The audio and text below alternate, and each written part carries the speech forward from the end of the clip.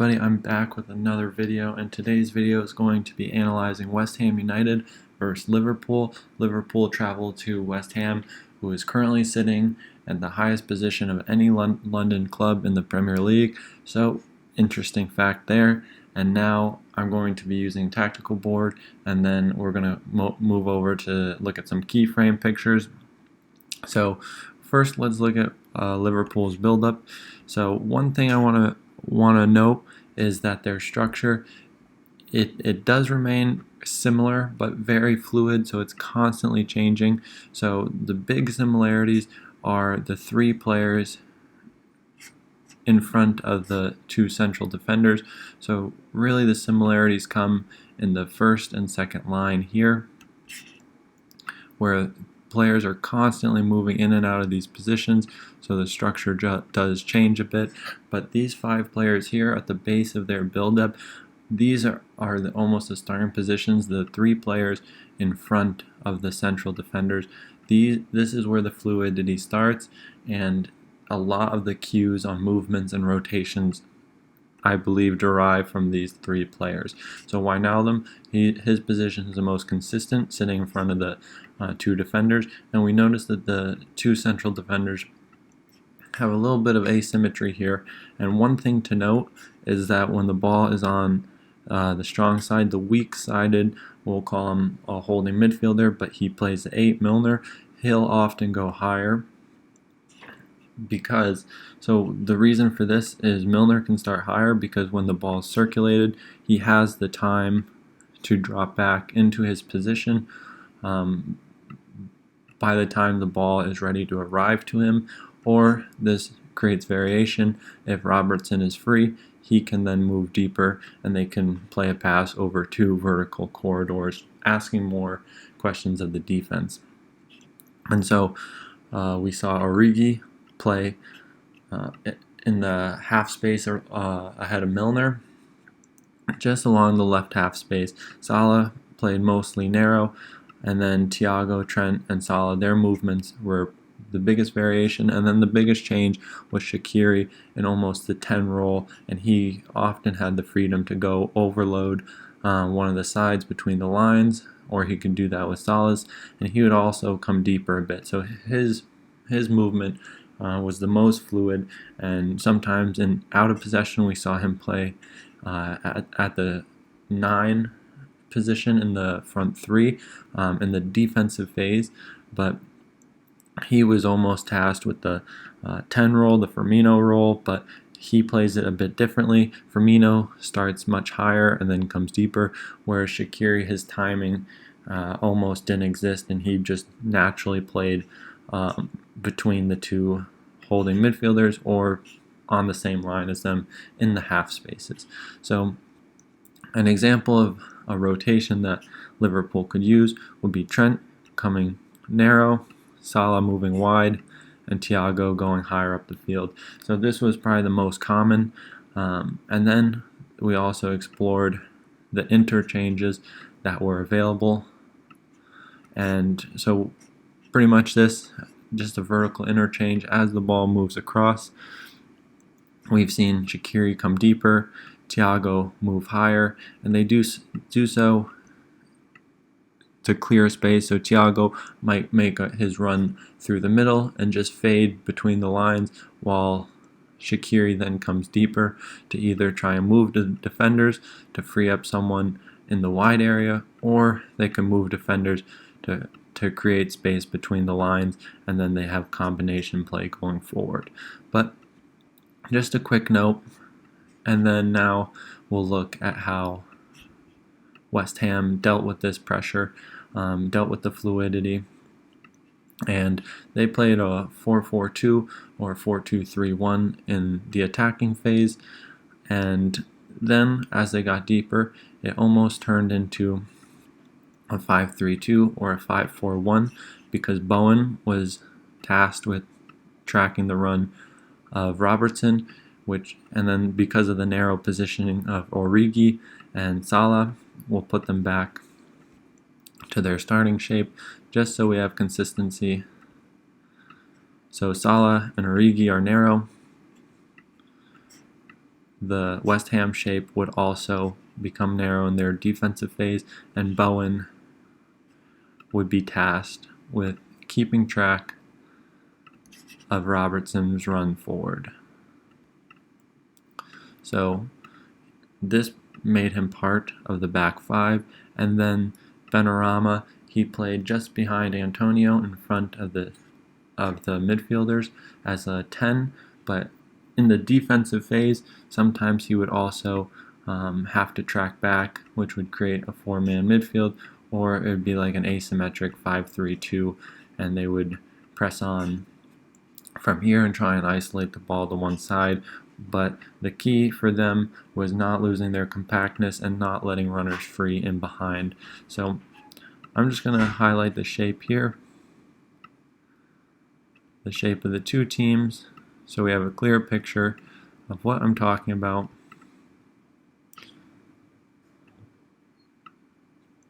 We have our 5-3-2 or 5-4-1, however you want to see it. But the key thing is the roles of the players and how each team goes to exploit the weaknesses of the others. So here we are.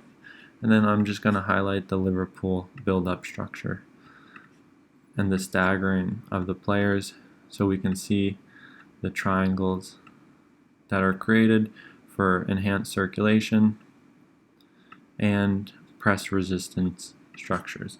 And then obviously from here the team will then spring an attack and go forward. And now let's get into Keyframe to look at some clips, actual match footage of the game, so we can see exactly what I mean. Hey everybody, and now this is going to be the second half of the video of West Ham United versus Liverpool, and this is going to be the Keyframe example. So this is Keyframe. I've used it before, so you guys are probably familiar with it. Just a really easy, fast tool to create professional quality videos and illustrations, get them out to your players, other coaches, whoever you make content for. So I'm going to post the link below so you guys can all check it out. But alright, let's start with the video. So Liverpool built up with two central defenders, Henderson on the left, which is a little bit surprising considering he's a right-footed player, but they're short for options. And then in front of them we talked about the 2-3 structure or the 2-2 structure, and just a bit off-centered to create the diagonal aspects. And as we can see, just off-centered, creating a little bit press-resistant structures through diagonal passing options. And then we have our wide player, Trent Alexander-Arnold in this example, who by the time the ball circulated, he'll be able to make his way back to form the 2-3 structure. So no need for him to be in line with the midfielders at this point, because him being there, other than having a little bit more security on the ball in defensive transitions, he doesn't add much offensively. If he's there, he's more effective if he's high and wide, stretching the West Ham defensive line. And then now, the next big crucial thing to point out is the first is with Trent high and wide. This brings Salah between the lines, occupying the weak side half space. And then now we can see where Liverpool start to overload the space between the lines. So now we have Shaqiri, Milner. I'm even going to connect them. We have Shaqiri and Milner occupying players in the defensive line, and then we have Origi pinning defenders back to just try and stretch the defensive line vertically. And then now we have Robertson in the wide area holding width to try and pull the West Ham midfield line horizontally, as Trent Alexander-Arnold and Origi pull them vertically. So we have horizontal players pulling the shape horizontally, and we have Trent and Origi. Trent is pulling horizontally as well, but their main role is to stretch the defense vertically.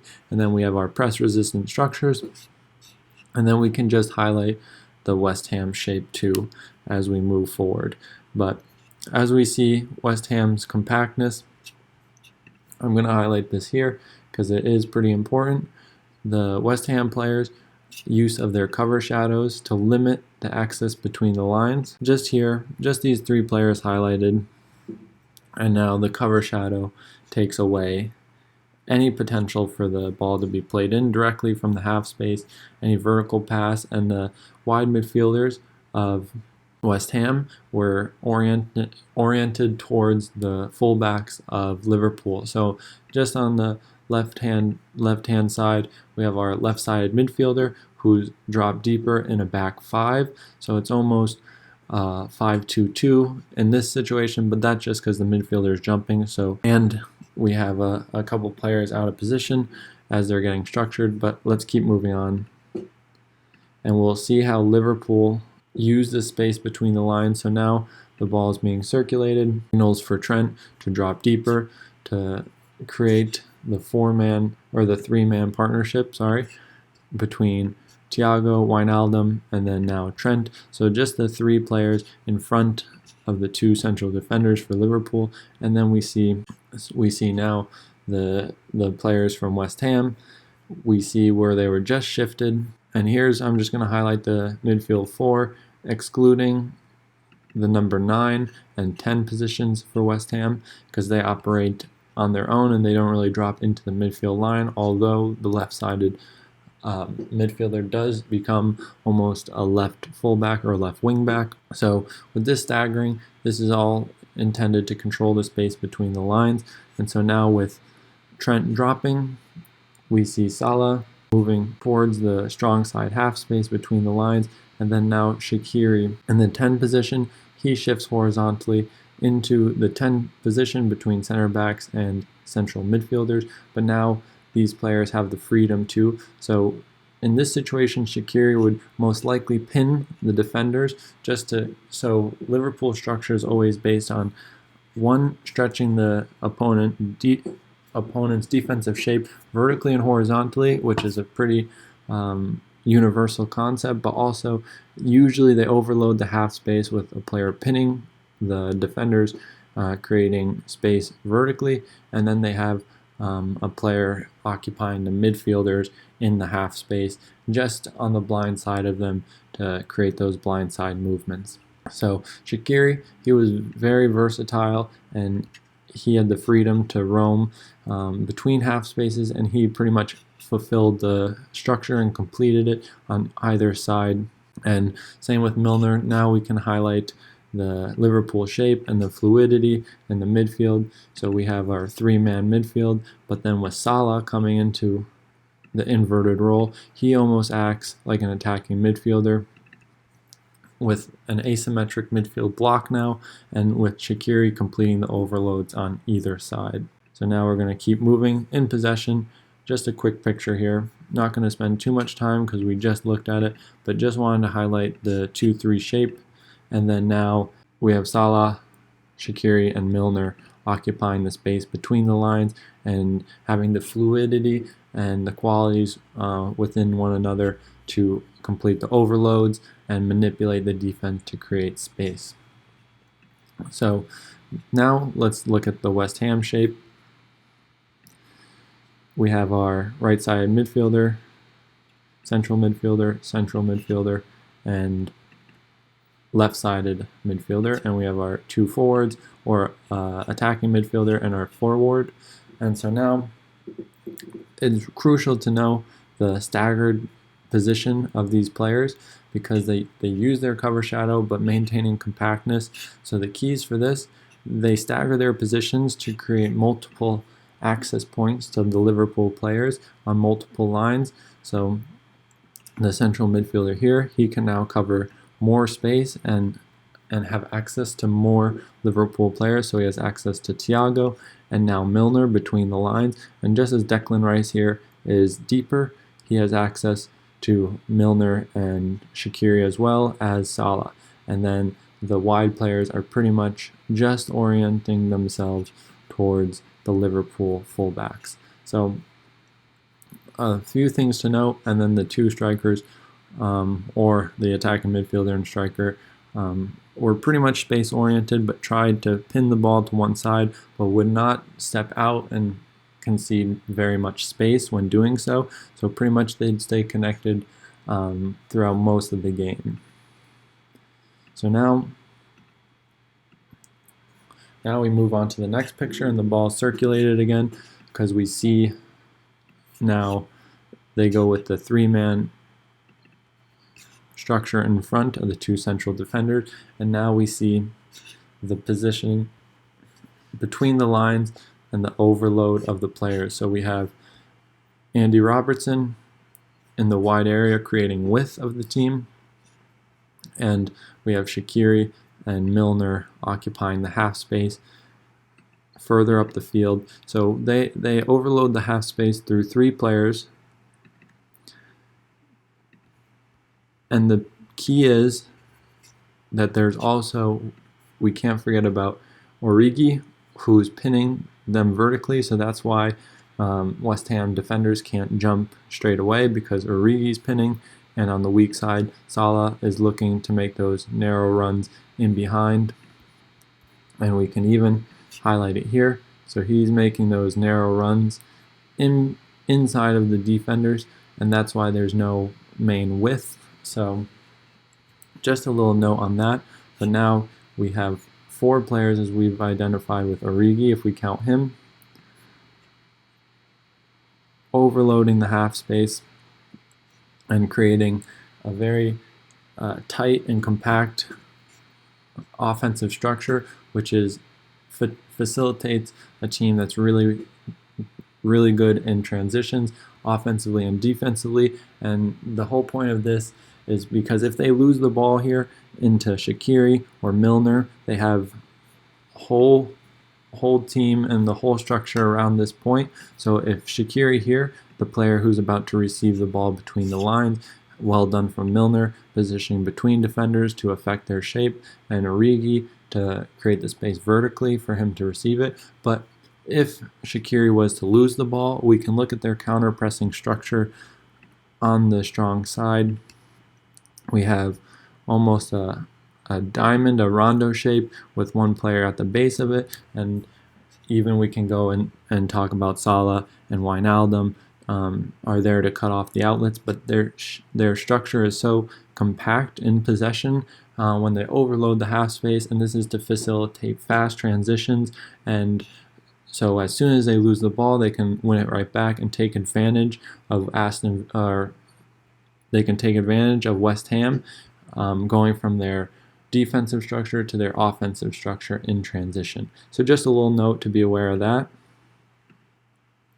And now we can see Shaqiri going forward. We've highlighted Origi showing his role, and now the width created by Robertson. So on the strong side, there's always going to be a player pinning the back line, always a player or 2 between the lines, overloading the half space and creating width. So just a note on that as well.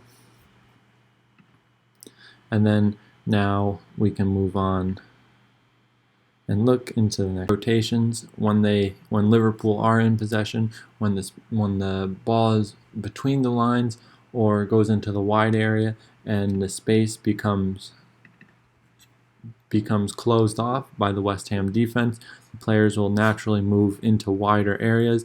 That creates players like Origi in higher positions to come occupy these spaces. And so key movement pattern for Liverpool is that they always have players moving deeper into wider areas, so less dangerous areas. So they have players in advanced areas moving wider into less dangerous areas, because that allows players like Origi or Shaqiri or who's ever in this shape to then move in the blind side of the defenders to then receive the ball and play with a little bit more time and space. So now, again, we're going to highlight the West Ham structure now, and this can start to talk about their movements and how they defend against Liverpool. So we had mentioned before that the fullbacks had their main reference point being, or the outside midfielders for West Ham, their main reference point were the fullbacks for Liverpool. So this often connected them with the back line, creating a back 5, but still having the distance to go and stop progression if Trent Alexander-Arnold were to receive the ball. But just again, we see their consistent 2-3 structure, and the vertical positioning of these players varies based on space. So Trent Alexander-Arnold, he can come deeper and create separation from the West Ham midfielder, access the space, which will make it almost look like a 3-man build-up structure, a 3-2 structure with some asymmetry involved. But just wanted to make a quick note on that and pay attention to the positioning of the fullbacks. It's really important.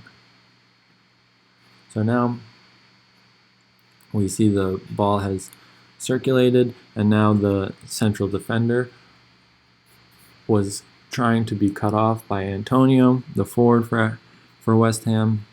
So the central defender progresses through dribbling in the half space, and then now on this side we have Trent deeper, which creates a little bit of a problem because no one's stretching the West Ham shape wide, so the wide corridor is almost vacated in terms of where the ball is. So this allows West Ham to get very compact, which leaves space in behind for Origi to try and make this run off of the defender's shoulder. But without width, the West Ham shape gets very, very narrow, and we can highlight them here. They could even be more narrow if this wide midfielder hadn't kept his reference point to Trent, but we can also see just how compact their structure was, and was for most of the game before they were opened up a little bit in the second half, conceded some goals, and then Liverpool took control of the game. But they had control of the game for the most part. Just in the second half, with West Ham getting half chances, you never knew exactly who would get the first goal and which way the game would turn. So now moving on, another look at the back five from West Ham, with the fullback dropping deeper. So now he's part of the back five, and we can say this because he's not really shifting with the midfielders anymore at this point, because his main reference is Trent, but as a wingback would operate, he's slightly higher than the back five. We could talk about him in terms of a midfielder, but if he was truly in the midfield and didn't connect with the back five, he would have been slightly higher here. But the versatility from the wide players in West Ham to be able to become a wingback or outside midfielder was very important to their team. And now just a little bit from Liverpool, we have Origi and Salah occupying both half spaces. So Origi on the near side here to the lower part of our screen, and Salah to the ball side. So we have two players occupying, and then this would free up movements from Milner and Shaqiri. So I'm going to just make that in black just so it's coherent. So now with them between the lines, we have Salah also and Origi between the lines, and then this is when the movement starts to happen. So we're going to highlight the West Ham shape again and look at how Liverpool move between the lines and some positional interchanges, which they take advantage of here. So with Thiago on the ball, moving forward up the field, this leaves space for players like Salah to come deeper between the lines and Milner to run in behind, so a vertical positional interchange. So Milner will be the player pinning, Salah will be the player looking to get the ball between the lines, and then this can also be the case on this side. So Shaqiri and Origi, depending, like Origi could be looking to create space off of Milner's movement, while Shaqiri was going to look to take advantage of the space between the lines on the weak side, which is going to open up for him as we see here. So just wanted to point that out for you. So now Liverpool in possession again but we're going to focus on the West Ham structure because we have a pretty good idea of what Liverpool are going to do with their two central defenders. Trent now deeper, as we said he would be, to create separation from his outside midfielder, and then now Thiago and Shaqiri between the lines. So Salah and Origi are now the players higher, pinning the back four. But now we are going to look at this in context of West Ham's shape. So just going to highlight Liverpool's base structure in black. And then now we can see Antonio cutting off the two central defenders, trying to isolate the ball to one side. So we can highlight him in red. So he cuts off the pass while he goes to press. Now we have our attacking midfielder, Benrahma, taking care of Wijnaldum in the holding midfield position, and then now our spatial orientation of our midfielders will control the space between the lines, and as they shift, Declan Rice will keep this distance staggered between him and the wide player, but he will shift over horizontally more, and then Souček will come deeper and be the deepest midfielder in this line as they keep shifting to one side. But spatial orientation and cover shadows was crucial for West Ham, as we see here again. So wide midfielder jumps, Rice, Souček, they slide over, and now they use their cover shadow and spatial orientation to cut off the Liverpool players between the lines, with our 10 and 9 cutting off the circulation. But with central defenders dropping off, it can be hard. So again, central defender drops off. Antonio won't concede the space to try and cut off and isolate possession. He'd rather keep his shape and stay compact in the defensive phase. So as we see here, the defender dropped off, and now we have our shape staying compact with West Ham. Instead of overextending themselves across the field, they stay compact and control the space between the lines. And in the midfield third was really when they started to put pressure, and anytime the ball would go back into their defensive third, West Ham very rarely came out of their mid-block or low block to press the ball in without risking them opening up their structure too much, giving Liverpool space. So now just West Ham in possession of the ball. We have Declan Rice. A lot of times he would come deeper to get the ball between central defenders to create a temporary back three. But this wasn't so much to have passing options from each of the vertical corridors. It was more to get Declan Rice to use his range of passing, as well as attempt to flatten the Liverpool lines, as we see here. So then this would create a lot of stress on the two holding midfielders in this position, or just create stress on the two deeper midfielders, because they played with a midfield three because of the space in the wide areas. So these passes into the wide areas, Declan Rice uses his range of passing, try to exploit the space when the Liverpool lines flatten, and with the narrow positioning of the wide midfielder in possession for West Ham, this creates the opportunity for the fullback to advance up the field and access the space, because the outside midfielder is pinning Trent Alexander-Arnold more narrow. And then the last picture is just West Ham in their low block, and I just wanted to show you this to show you their back five, especially in the low block when the fullbacks would advance, like Andy Robertson, who did it most of the time. Just wanted to show that to you quick, but that was the analysis. Thanks for watching, and if you like the videos, please like them and subscribe. That'd be a huge help, and I'll see you in the next one.